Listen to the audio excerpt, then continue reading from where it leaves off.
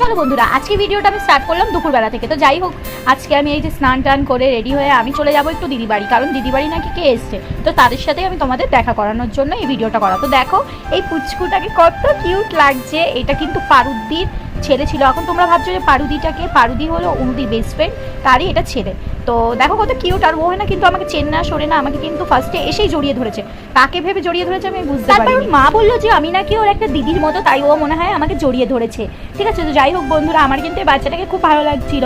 ও কিন্তু লেফোটো গানটা নাচছিল, হ্যাঁ, ফোন দেখে দেখে। তো যাই হোক, ও কিন্তু খুব সুন্দর ডান্স করছিল, আর একদিকে আমিও ডান্স করছিলাম আর ও ডান্স করছিল।